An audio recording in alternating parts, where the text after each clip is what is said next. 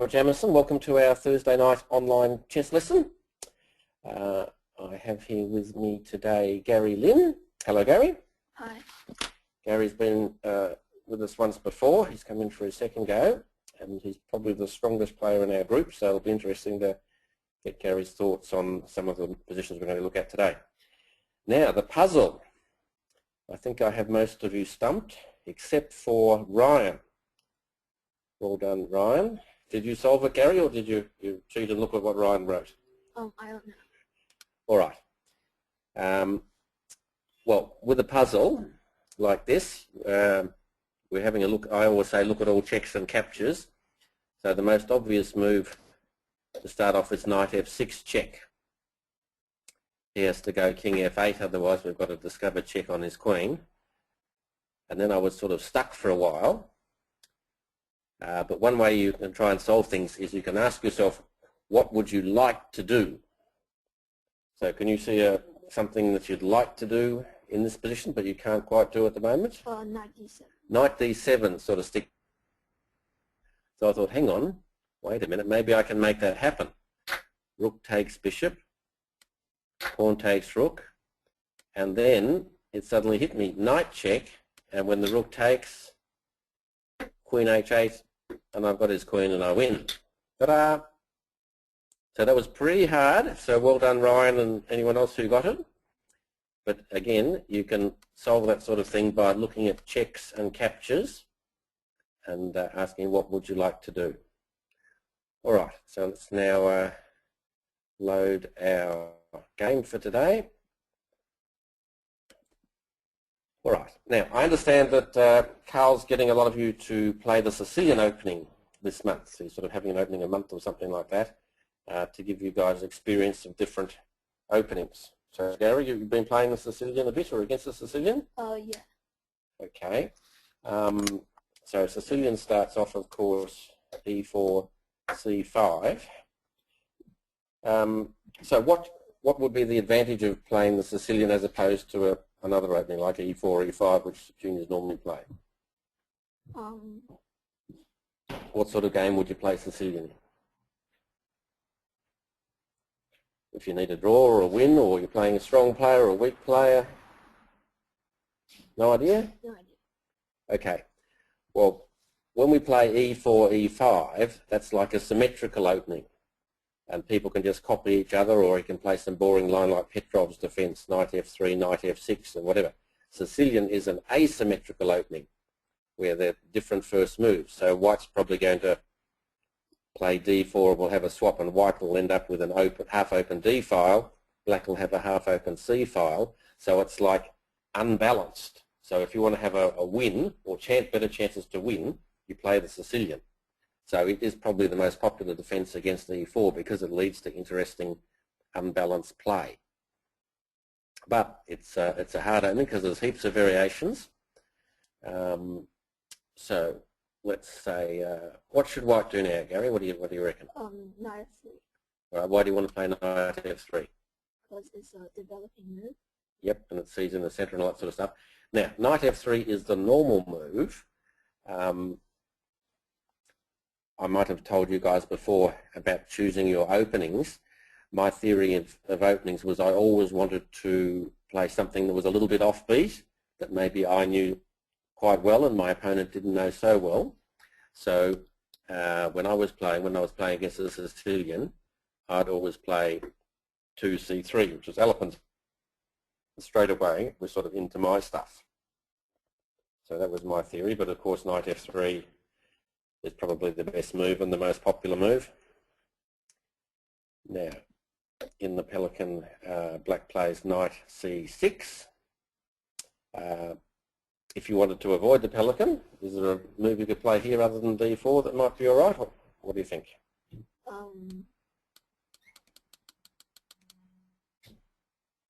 Any other options, or you're forced to play d4?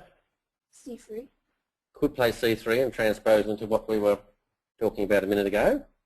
Any other line? Do you know what Jason Chu plays as white all the time?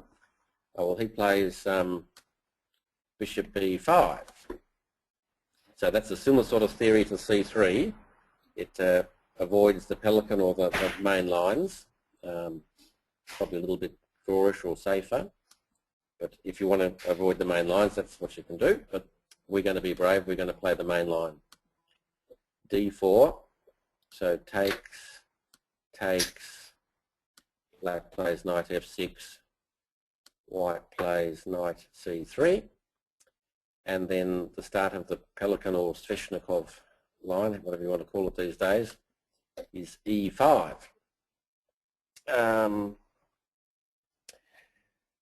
I think probably many, many years ago I actually introduced this opening into Australia about 1973.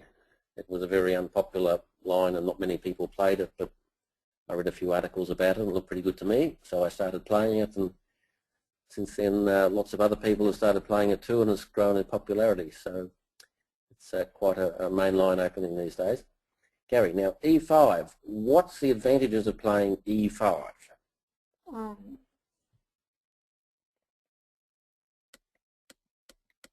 Why would black want to put his pawn there instead of, say, play D6 or something, or G6? Or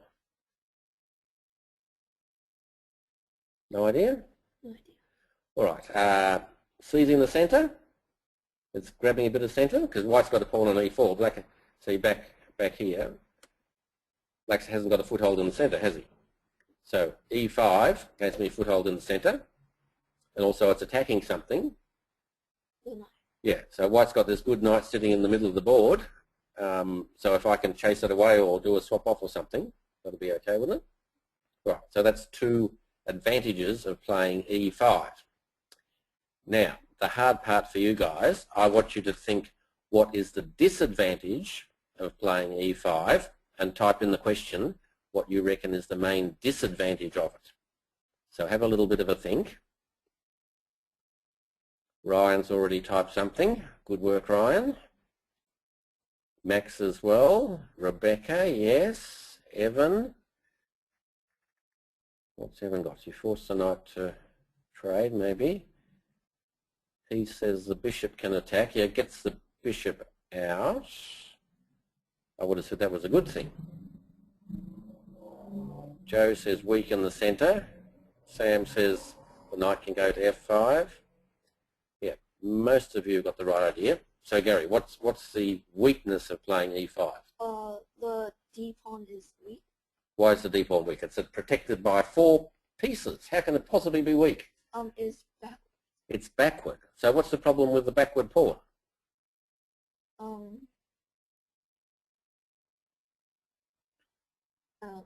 You don't know? All right. Backward pawns are a problem if, firstly, they're on an open file, or in this case, a half-open file. So the other guy could like double his rooks on the D file. So he's putting my pawn under a lot of pressure. So what's the problem with the backward pawn? It can't be protected by any other pawns. Any other pawns, that's right. So it's all on its lonesome. It's got to be protected by pieces. And if I can't move it forwards, he can just gang up on it. So generally backward pawns on open files are a bit of a no-no. And as Rebecca said, well done Rebecca, there's a bit of a hole on D6. If white could get a piece on D6 or something, that would annoy me a bit. All right, so now white's knight is attacked, so he's got to move it. So I'm going to have a little poll here, see what you guys think. I'll give 4 choices. We could put it back knight F3. We could move the D knight obviously up to B5. We could swap on C6, or we could drop our knight back to B3. So they're the 4 choices. We could actually go to F5, but I left that one out. So we're looking at knight F3, knight B5, knight C6, or knight B3. Launch the poll. So you guys type in what you think would be the way to go. Well, knight takes C6 is just in the lead. No, it's tied with knight B5. Knight B3 is coming second. Knight F3 hasn't got a vote yet. Give you 5 more seconds. 1, 2, 3, 4, 5. Let's close the poll. Have a look. What have we got here? So knight takes knight is won with 38%. Knight B5 has come second. And knight F3 and knight B3 are well behind. All right, Gary, let's go through it. Knight f3. What do you think about knight f3? I don't think it's good Why not?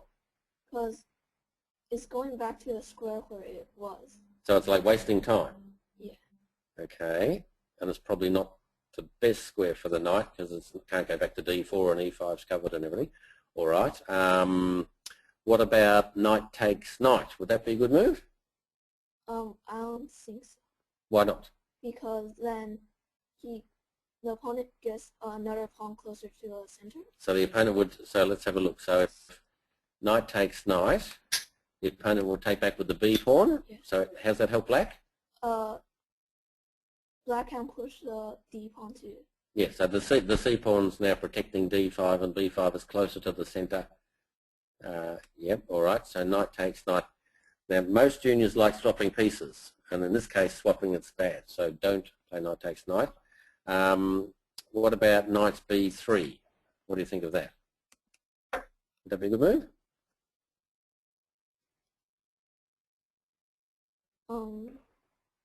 Knight's nice and safe over there and it's controlling c5 and everything?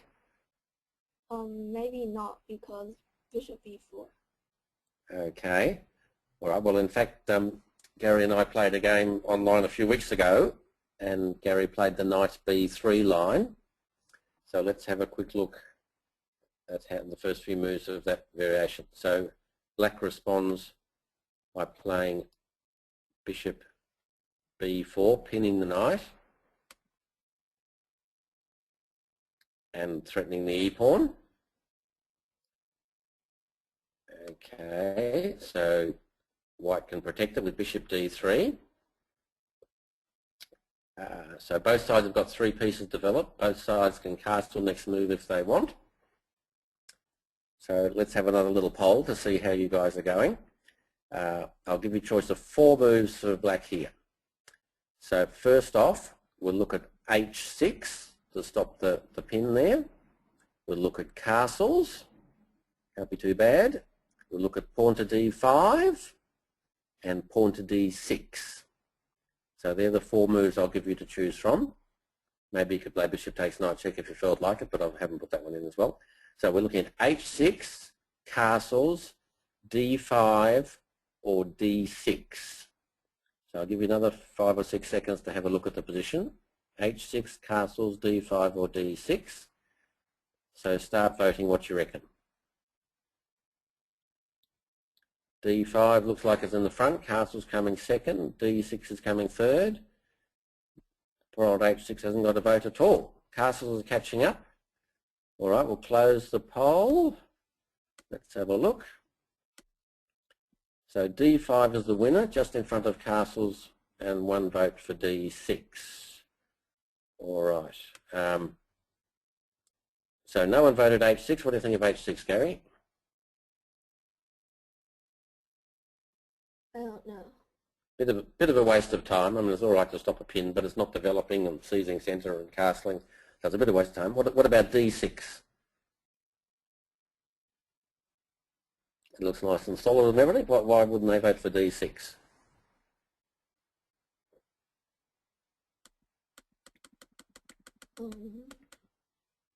Not sure? Not sure.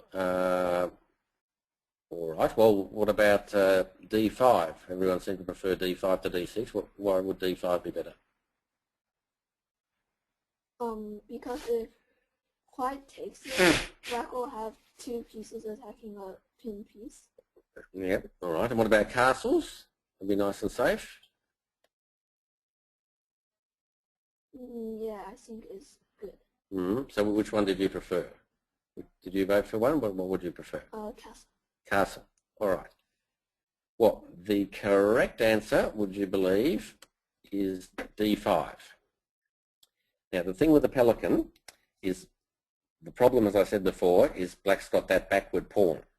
So one of the things, if black can ever get in d5 safely without losing the stuff, he should have a fine game. He doesn't have the backward pawn anymore. So if you can rip in d5 as opposed to... So what happened now? White took, black recaptures, so there's a double attack on c3, bishop d2, Now I chose to play knight takes knight. All right. Now I'll give you guys a little test here as well. White can recapture two ways. He can recapture with the pawn or the bishop. So on the questions, I'd like you to type in which you prefer. Do you want to take back with the pawn or the bishop?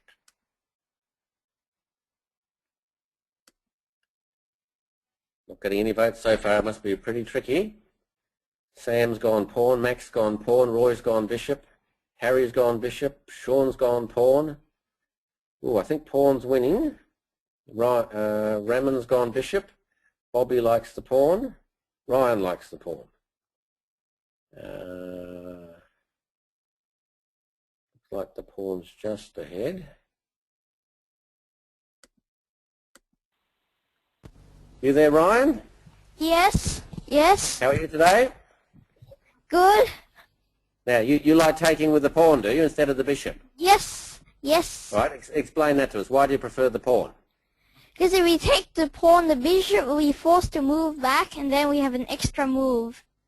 Okay. Gary, what do you think? Will you prefer the bishop or the pawn? Pawn. You prefer the pawn as well.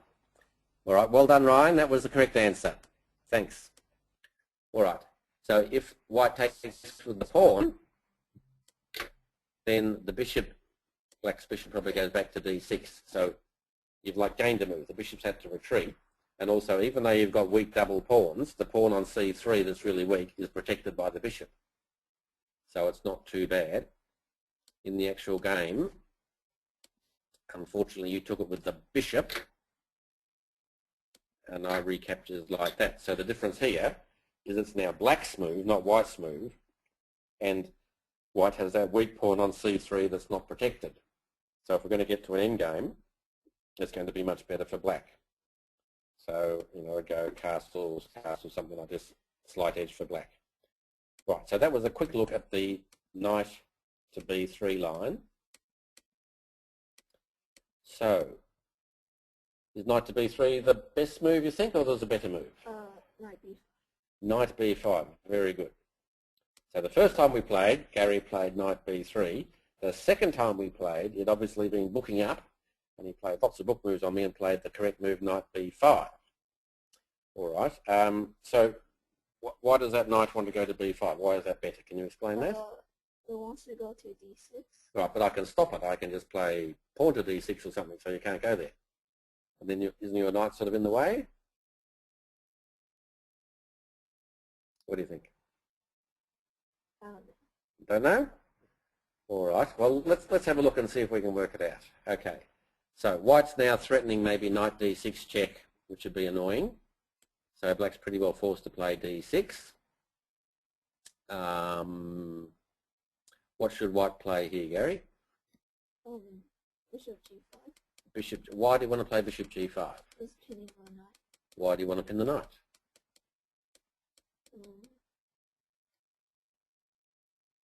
Shouldn't you be moving your white bishop so you can castle kingside and stuff? Because we're not sure which square is best for the white bishop. Okay, that's my normal generic answer. All right. Now, with openings, there's obviously lots of theories and lots of lines you can learn up and all that sort of stuff. And it's important you know the main lines of the openings you're studying. But it's also important that you understand the general idea of the opening and what you're trying to do and the common maneuvers, that sort of thing. All right. So the pelican is basically a battle over something. Now, Gary, what would that something be? What are the sides going to battle over? I think I've got you stumped. Any ideas? No. No idea? All right. We'll see if we can get someone to help out. Try William. You there, William? Yes. How are you today? Well, thank you. That's good. Now the pelican. If I said to you the pelican was a battle over something, what do you reckon I would be talking about? The centre? Yeah, which particular part of the centre? Any particular square? The B5 square? Yes, very good. Well done, William. Thank you for that. All right. So the pelican, see how black has a big hole on d5, can't be attacked by a pawn. So basically the pelican is a battle for d5. So white would want to play bishop g5 because that's pinning the knight which is protecting that square. So for instance, if white could swap off into an endgame, maybe where he ends up with a lovely knight on d5 and black has a black squared bishop, it'd be romping in for white. And as I said before, if black can play d5 at any stage, he's going well.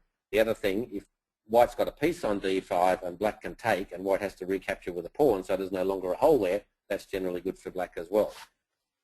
So they're the two things black's trying to do. Now, I'll just tell you a little story while we're meandering through here. You can play moves other than bishop g5, and one way, if you want to avoid the main lines, is knight d5, which has a naughty attack on c7. So you're pretty well forced to take it. Then the pawn takes back, and then you can move your knight either to b8 or e7. So I had one game in a chess Olympiad. I was playing international master Tatai, the strongest player in Italy. He was white and I was playing my favourite pelican. And I dropped my knight back to e7. So he protected everything with c4. I chased his knight away and his knight went back. I think I played knight g6 and we just played on and we had a draw and a few more moves. Anyway, that night over dinner, our team captain was a guy named Gary Kosnitsky, an old guy, and he said to me over dinner, "Now, Gemmo, what would you have done had Tatai, instead of playing knight c3, played queen a4?" And I said, I didn't have a board in front of me. I said, oh, I don't know, I probably would have played bishop d7. And of course, you can see a little problem with that. He plays knight d6 mate. And if I can't play bishop d7, he's got discovered check on me. If I take his knight, I'm dropping the exchange. So it's like instant loss for me. And we both missed it. And poor old Gary Kosnitsky watching the game, he saw it. So that's just a strange little anecdote about the knight d5 line. Okay, but the main line is bishop g5. All right, now black generally chases the knight away, and then you can play a couple of moves here. You used to play bishop e6, that was the old line. The more aggressive modern line is to play b5, threatening pawn to b4. And one of the good things for the pelican players, if you're black, is white's knight on a3 is a bit out of it at the moment. Okay, what do you reckon, Gary, white should play here? Bishop take f6 or knight d5. Okay, yeah, they're the two. There's the sort of tactical line bishop takes f6, or there's the positional line knight d5. Let's have a quick look at knight d5. So that's putting pressure on f6, so black generally plays bishop e7, and white then takes. Now, hang on, let's go back there, because I've been telling you guys, normally if you've got a pin and stuff like that, don't take until he forces you to with, say, h6. So why would white just out of the blue take?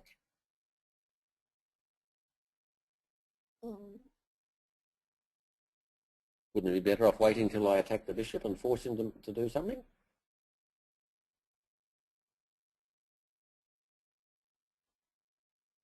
Black might be able to go knight takes d5. Yeah, two reasons. Little tactic, black might be able to play knight takes d5, threatening bishop takes bishop, and if the bishop takes on e7, the knight can go back again. The other reason is, as I said before, the big picture, the pelican, we're fighting for the d5 square. So if I get rid of that knight, I might be going to end up with a ripper knight against a lousy black bishop bumping into all those pawns. Now, do you know what game we're following here, Gary? Have you been following the World Championship? No. Okay. Well, for those of you who don't know, at the moment there's a big match on in Moscow with Anand, the world champion, versus his challenger, Gelfand. And I think the fifth game, Gelfand played the pelican. And they got into this variation. Anand played c4. Pawn moved up, attacking the knight. Knight dropped back. Castles. And then decided to fianchetto. Gelfand protected his pawn there. Bishop g5. And why would he go there, Gary? What do you think's happening there? I don't know. Okay, well he probably wants to preserve the dark squared bishop from being taken by that knight and put the bishop on a better spot. White castled. Black played bishop e6. How do you reckon they're going? Is white better, black better, or is it pretty even? Even. It's fairly even. Though black still has that horrible backward pawn on the open file. I'm a bit worried about that. And in fact, Gelfand came up with a move here which is a bit funny. He played bishop takes knight. Now, what would you take him back with? Queen. Yeah, I'd take him back with the queen too, I think. I'm not quite sure what's wrong with it.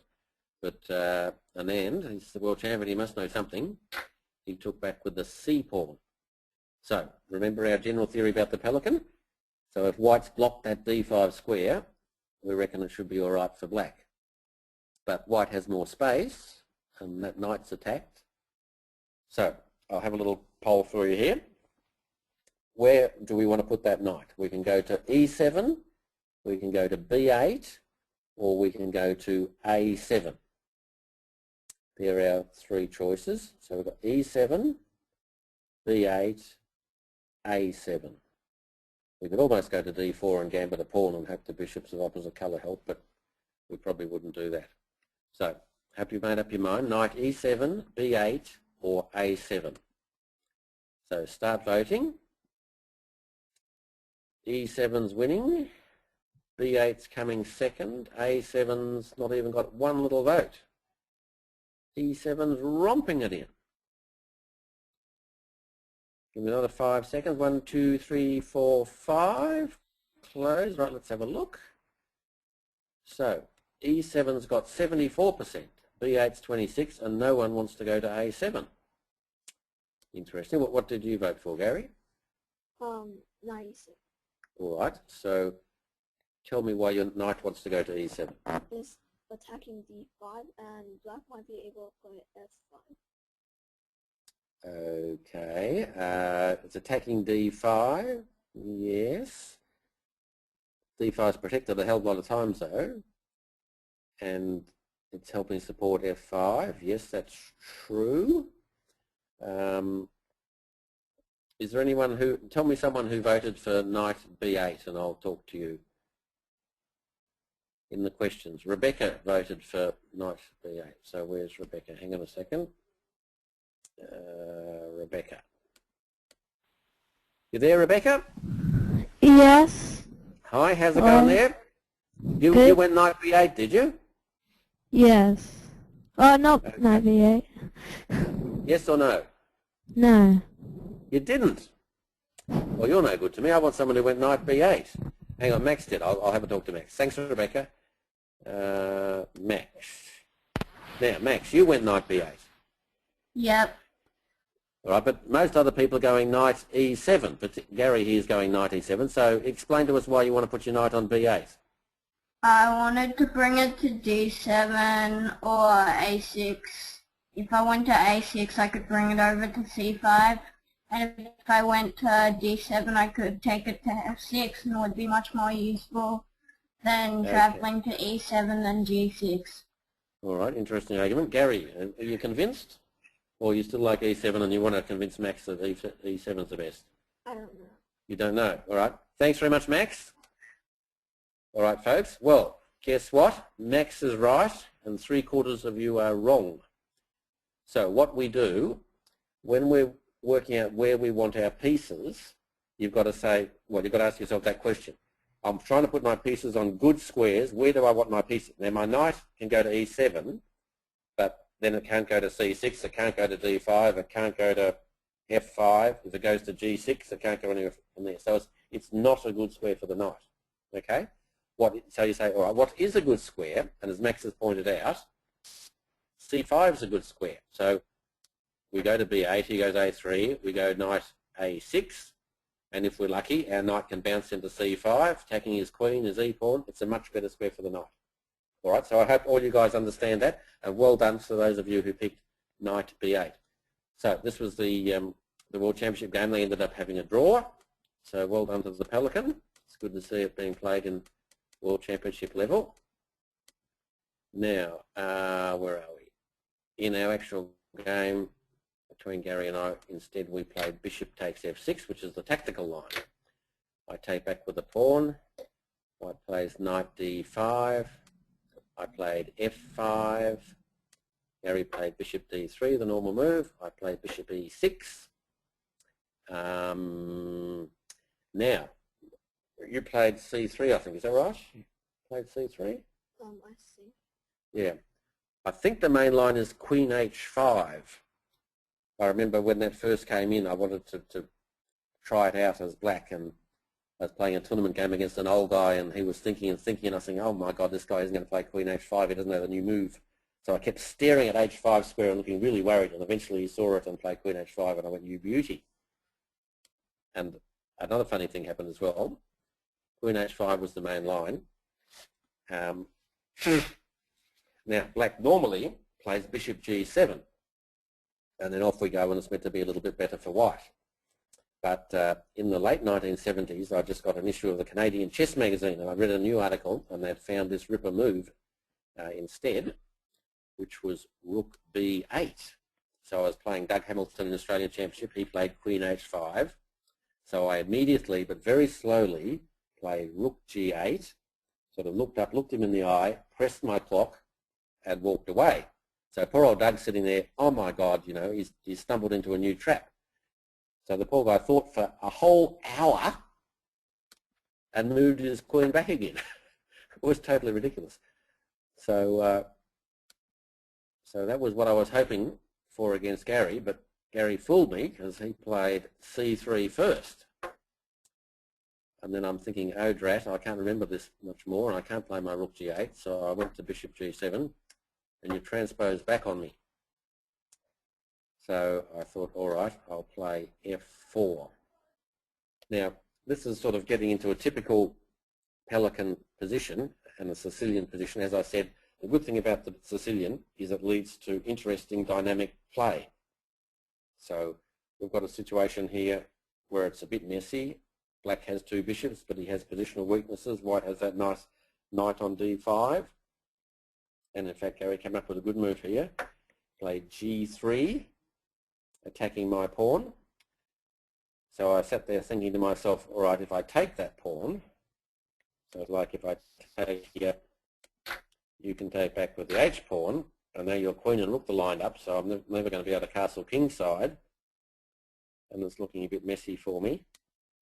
On the other hand, if I don't take it, I might be dropping a pawn on f4, or you're sort of opening up the centre. How did you think you were going here? You pretty good, or okay, or not so good, or what? Pretty good. Yeah, I thought you were going pretty good too here. So I thought, what to do, what to do, what to do. So when you're in strife, what's a general sort of thing you can do, Gary? What sort of things would you be looking at doing if you're worried you might be losing, or you haven't got active pieces, your opponent's threatening stuff? What sort of things can you do? Any idea? No. Okay, well I like thinking about pieces. So I'm thinking to myself, what's Gary's best piece? It's that rotten knight on d5. I hate that knight, so if I can get rid of that knight, I reckon I'll be going okay. So I said, all right, I'll forget about that f-pawn, and I just played knight e7. I wanted to get rid of that knight at all costs. All right. Do you remember if you looked at many moves here? You might have a couple of candidate moves, or what do you think? I don't remember. Don't remember? All right. Well, you played the fairly obvious pawn takes pawn. Now, I wasn't sure how to take on d5 here. You can do it with the knight or the bishop. I thought I play knight d5. You take, I take. I'm hitting your rook, and I've kept my nice bishop. but then you're sort of attacking my bishop. I could maybe play queen f6, it's probably not too bad. So that was one option. But then I thought, oh well, I might try the other one. I'll keep my knight. Okay, so now I've lost control of the white squares. So, what can we do? What can we do? I've only got 2 pieces developed, and they're sort of not really good pieces. They're pretty defensive, and Gary's attacking me with a queen and a bishop, and he's going to play rook g1, all this sort of stuff. So let's presume you guys are black. I want you to think up a way that black can get some counterplay here. What move could you play for black? So type that in the questions.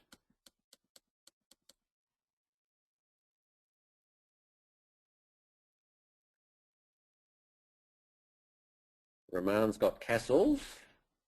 Queen takes h7 mate would probably be a good reply, so I'll forget that one. Could play knight takes d5. I'd be a bit worried about bishop e4 maybe, or knight takes f4, queen g4. Or maybe he just takes on e5. A couple of people saying rook c8. Thomas is saying rook c8. Oliver's saying queen b6. Sean's gone knight g6. Heath's gone castles. Heath, pay attention. Queen h7 mate. Gabby's not sure. Evan's gone f5. William's gone queen b6. All right. No one has come up with the move I played. No one.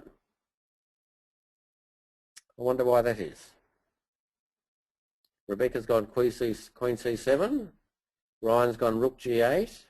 Sean's gone e4. All right. Looks like I've got you guys stumped. So, I thought I was in a bit of a pickle here, but I've played Pelican heaps and heaps of times, so I've got a rough idea of the general themes you do to get counterplay, and one of those ideas is b4. No one thought of b4. So it's sort of like sacking a pawn, but gives me a chance to get in and maybe annoy Gary's king a bit and get some counterplay. What do you think about b4? Did that surprise you, or you thought it was a blunder, or? Yeah, surprised. Okay, so what did you think you should do?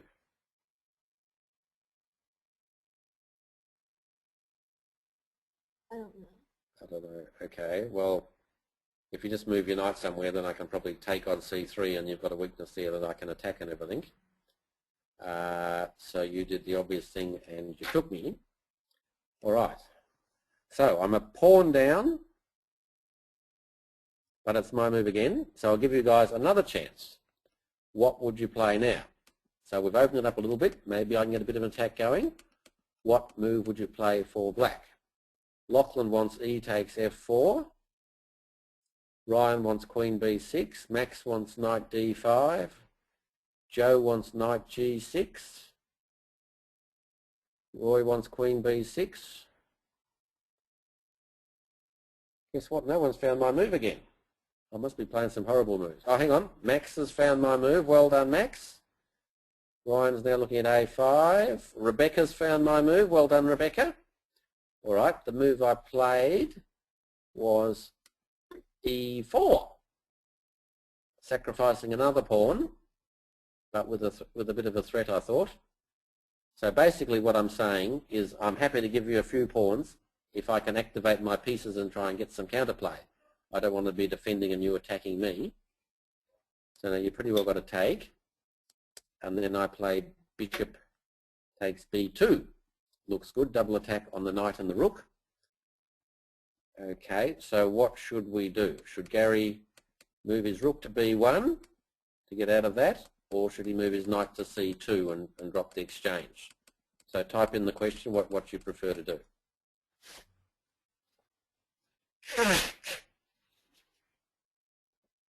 Ryan likes knight c2. Roy likes rook b1. Max, Sam, Haran are going knight c2. Oliver and Zoe going rook b1. Joe's gone knight c2. William's knight c2. Bobby, Looks like knight c2, knight c4, I don't know about that one. Rook b1. So what do you prefer, Gary? What's your preference?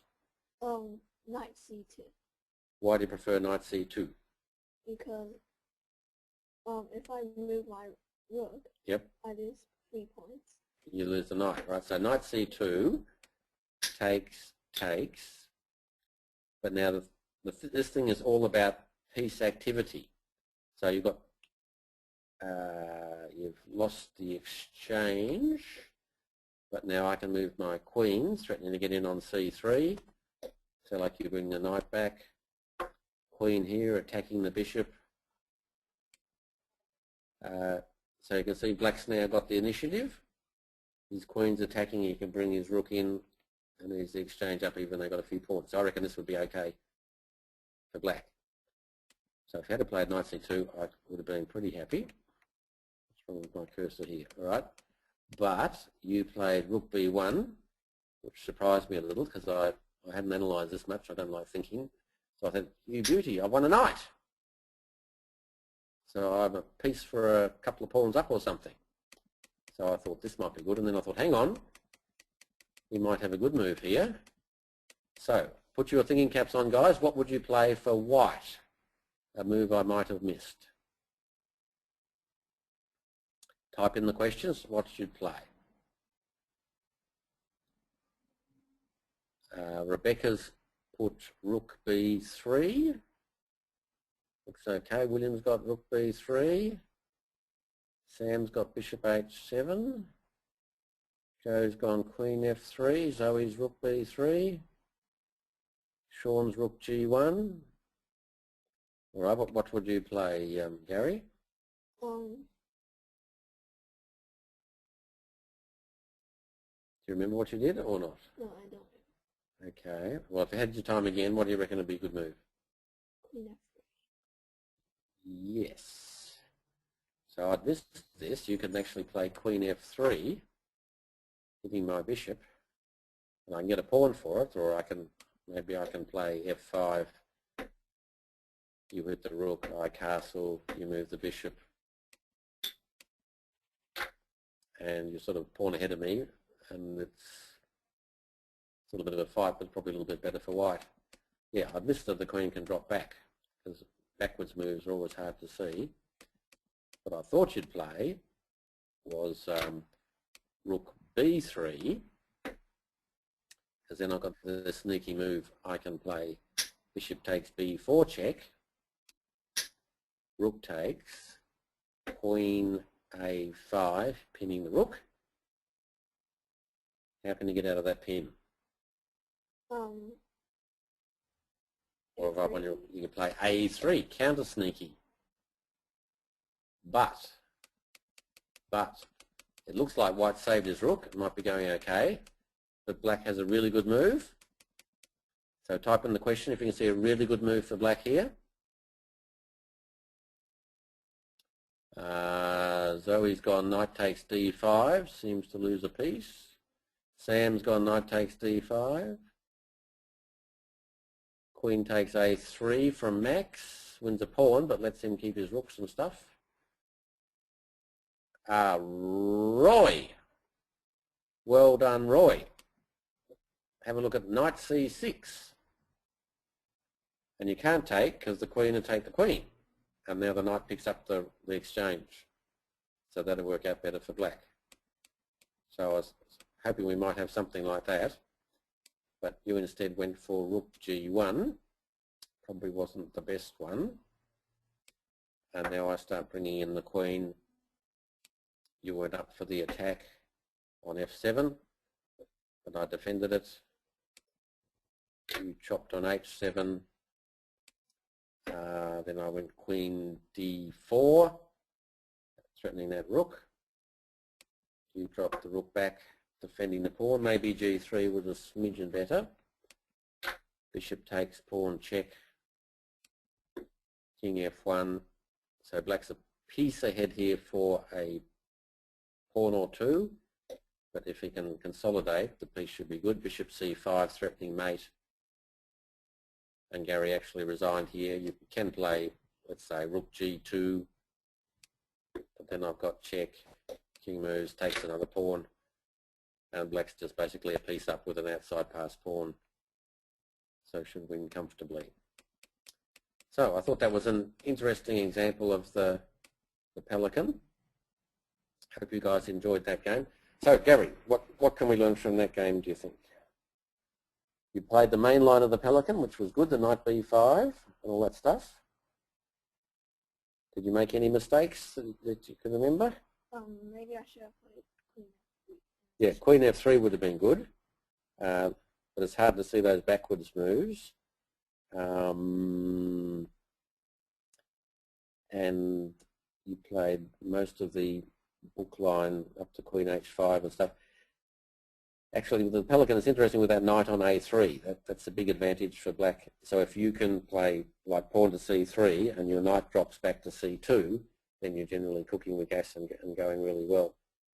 But I'm hoping, I'm encouraging some of you guys to try the Pelican variation yourself now, because you can see what sort of interesting play it leads to. And it's that big fight over the d5 square, and it's sort of a dynamic sort of game. So I hope I've given you a few ideas you can put into practice yourself and learn a little bit about the Sicilian. All right, well that's the end of tonight's lesson. I'm not sure who David's got coming next week, but I'm sure he'll find someone interested. On Sunday, of course, we have an RJ Shield, or two of them, Doncaster, or three of them, Mildura, Doncaster, and Tucker Road Primary. So I hope most of you guys are going to turn up and play in that, and I'll be at the Tucker Road one, hopefully recording some of your games to give us more material to go through. So thank you for coming along tonight, and we'll see you all next week. And thank you, Gary.